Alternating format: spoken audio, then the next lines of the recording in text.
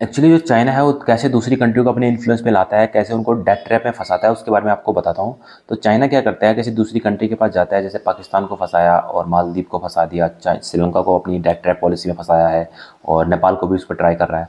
और तो इसमें चाइना करता क्या है कि चाइना जाएगा, पाकिस्तान के पास चला गया चाइना फॉर एग्जाम्पल, पाकिस्तान को बोला चाइना ने कि हम आपके पास चाइना पाकिस्तान इकोनॉमिक कॉरिडोर बनाएंगे हम आपके लिए। तो पाकिस्तान के पास तो पैसा भी नहीं है, ना पाकिस्तान के पास टेक्नोलॉजी है, ना पाकिस्तान के पास कुछ है। तो पाकिस्तान तो प्रोजेक्ट कभी कर ही नहीं सकता, लेकिन पाकिस्तान चाहता है कि मेरी कंट्री में डेवलपमेंट हो। तो पाकिस्तान गवर्नमेंट क्या करेगी, पाकिस्तान गवर्नमेंट जाएगी चाइना के पास, है चाइना वाले बात करेंगे आपस में। तो पाकिस्तान चाइना वाले पाकिस्तान के पास प्रपोजल रखेंगे, हम आपके लिए इसके लिए सबसे पहले तो लोन सैंक्शन करते हैं, आपकी जो चाइना पाकिस्तान इकोनॉमिक कॉरिडोर है इसको बनाने के लिए आपको $50 बिलियन का लोन दे देंगे। फॉर एग्जाम्पल बता रहा हूँ मैं, 50 बिलियन का, उसमें चाइना ने कम से कम $60-70 बिलियन से ज़्यादा का लोन दे रखा है।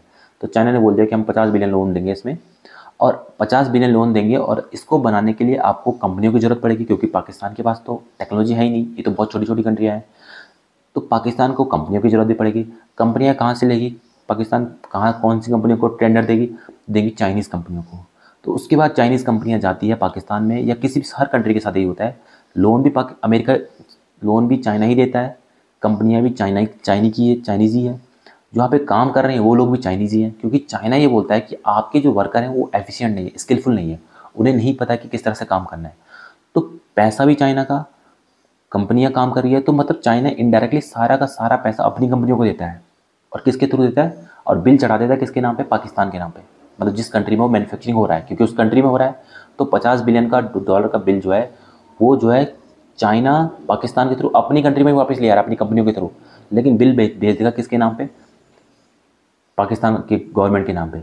और पाकिस्तान पे इस तरह से आज के डेट में $70 से $80 बिलियन का कर्जा चढ़ा हुआ है, और डेवलपमेंट भी चाइना कर ही रहा है पाकिस्तान में, चाइना पाकिस्तान इकोनॉमिक कॉरिडोर बना रहा है। लेकिन चाइनीज़ गवर्नमेंट को इसका बहुत ज़्यादा नुकसान नहीं हुआ है, क्योंकि अगर वो अगर कर्जा वापस भी नहीं आया ना, तब भी चाइनीज़ गवर्नमेंट को कुछ नुकसान नहीं होगा, क्योंकि वो पैसा इनडायरेक्टली चाइनीज़ कंपनियों के थ्रू चाइना में ऑलरेडी आ चुका है, उसका बहुत सा बड़ा हिस्सा चाइना में ऑलरेडी आ चुका है। तो इस तरह से चाइना जो है ये जो काम जो चाइना कर रहा है, इससे चाइना को कोई नुकसान नहीं होता है, फ्यूचर में भी इसको बहुत बड़ा नुकसान चाइना को नहीं होने वाला है। तो इसीलिए चाइना जो है इसी डेट ट्रैप पॉलिसी में अपने जितने भी इंडिया के नेबरिंग कंट्री है उनको फंसा रखा है, और अपनी नेबरिंग कंट्री को भी इसी तरह से फंसाता है। बहुत सारी गरीब गरीब अफ्रीकन कंट्री उनको भी इसी पॉलिसी के थ्रू फंसा रहा है, क्योंकि ना उनके पास पैसा है, उनको पैसा भी चाहिए और टेक्नोलॉजी भी चाहिए। तो पाकिस्तान चाइना जो है उनको पैसा भी देता है, और अपनी कंपनियों के थ्रू टेक्नोलॉजी भी देता है, अपनी कंपनियों को वहाँ पे भेजता है, अपने लेबर को वहाँ पे भेजता है। तो अपनी कंट्री के लोगों को एम्प्लॉयमेंट भी देता है, अपनी कंपनी को प्रोजेक्ट भी देता है, और अपना जो उनका पैसा उसको इन्वेस्ट भी कर रहा है, उसको इंटरेस्ट भी मिल रहा है। तो ये चाइना के लिए विन विन सिचुएशन हो जाती है। और अभी चाइना जो है इसी स्ट्रेटजी के थ्रू जो है, कजाकिस्तान जो है एक बहुत नेबरिंग कंट्री है, 400-450 किलोमीटर की बॉर्डर शेयर करता है चाइना के साथ, चाइना की बॉर्डरिंग कंट्री है। तो चाइना की जो पॉलिसी एक्सपेंशनिज्म, मतलब चाइना चाहता है कि हर देश पे कब्जा करूँ मैं। जैसे आप रसिया की एक टाइम पे पॉलिसी थी कब्जा करने की, अभी भी है उसकी, जितने भी उसने लूज़ किया है यूएसएसआर के टाइम पे। तो कहीं ना कहीं रसिया की पॉलिसी है कि वो सारी की सारी जितनी कंट्री है उनको मैं वापस से ग्रेटर यूएसएसआर बनाऊँ। तो चाइना की भी उसी तरह से पॉलिसी है। इवन चाइना जो है, रसिया जो है उसकी लैंड को भी एनेक्स करने की कोशिश करता है। तो सारे के सारे जितने 14-15 कंट्री, बॉर्डरिंग कंट्री जो चाइना के साथ है, उन सभी को चाइना एनेक्स करने की कोशिश करता है, उन पर अपना इन्फ्लुएंस बनाने की कोशिश करता है। तो केवल इंडिया के अलावा बाकी सब के ऊपर चाइना ने अपना इन्फ्लुएंस बना रखा है, और सबको कैप्चर करने की कोशिश कर रहा है। इवन इंडिया के साथ इतना बड़ा लैंड डिस्प्यूट है, 4,000 किलोमीटर के आसपास लैंड है, उस बॉर्डर है, उस पूरे के पूरे बॉर्डर पर चाइना ने जानबूझ कर डिस्प्यूट करा हुआ है। ये जो चाइना की पॉलिसी है इसको बोलते हैं एक्सपेंशनिज्म पॉलिसी। और इस तरह से चाइना जो है दूसरी कंट्रियों में इन्फ्लुएंस बढ़ा रहा है, उनको अपने इन्फ्लुएंस पे ले रहा है, और एक कम्प्लीटली फ्रॉड मेथड है।